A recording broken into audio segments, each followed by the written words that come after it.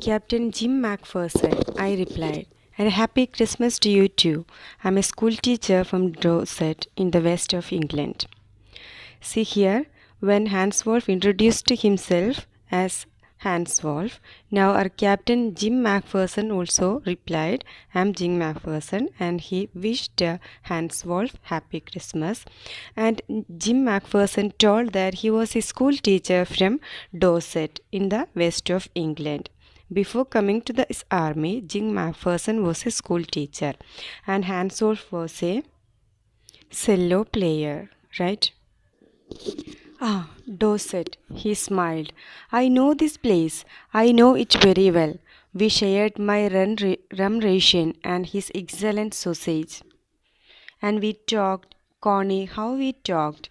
He spoke almost perfect English, but it turned out that he had never set foot in Dorset. Then Hansel told that he knew Dorset and they talked each other something and they shared rum ration. Rum ration means alcohol. They shared rum ration and sausage, etc. And they talked each other very peacefully. And he spoke almost perfect English, means he is actually a German and his speaking is complete perfect English. And but it turned out that he had never set foot in Dorset, means turned out means discovered.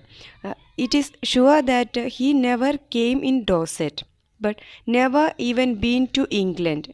He never came to England at least, but he is speaking what perfect English. He had learned all the new of England from school and from reading books in English. Then how he got this language that Macpherson is telling. He had a hobby of reading books and he had read books from what English, and his favorite writer was Thomas Hardy. From reading books in English also he learned that language. Got it? And his favorite book, Far from the Madding Crowd. So out there in no man's land, we talked of Bathsheba and Gabriel Oak and Sergeant Troy and Dorset. Means it is telling like we talked so many things in between that battlefield. Got it? He had a wife and one son, born just 6 months ago. They shared their family matters also, and Macpherson is telling that Hansel have a wife and a 6 months old son. As I looked about me, there were huddles of khaki and grey everywhere, all over no man's land, smoking, laughing, talking, drinking, eating. See, in the middle of that battlefield, we can see that khaki people were there, grey coat people were there, means German people and English people were there, but they were drinking, talking, laughing, everything is going on there. It is not like a battlefield, right? It is exactly different from a battlefield. Hans Wolf and shared what was left of your wonderful Christmas cake, Connie. He thought the marzipan was the best he had ever tasted. I agreed. We agreed about everything, and he was my enemy. There never was a Christmas party like it, Connie. And they shared their Christmas cake also. Marzipan means a sweet covering on a cake made from sugar, eggs, and almonds. That is. So that also they shared in this Christmas evening. And I agreed, we agreed about everything. Means there was no disagreement between those two people. Even though there were from different armies and they were fighting each other. But now in this time there were no disagreement between these people. And he was my enemy. Up to this time he was my enemy, right? But there never was a Christmas party like it, Coney. It was a wonderful Christmas event I had ever experienced. Then someone, I don't know who, brought out a football. Great coats were dumped in piles to make goalposts, and the next thing we knew, it was Tommy against. And in this time, someone, they don't know who, gave one football there, brought one football there. And greatcoats were dumped in piles to make goalposts. Greatcoats here means a long heavy overcoat. Here means soldiers. Soldiers made goalposts there. And the next thing we knew, it was from against. It was Tommy against.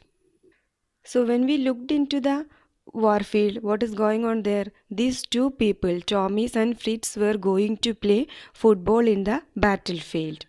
Hans Wolf and I looked on and cheered, clapping our hand and stamping our feet to keep out the cold as much as anything. So we were doing something to remove the cold. You know, it is a Christmas time and it will be cold there.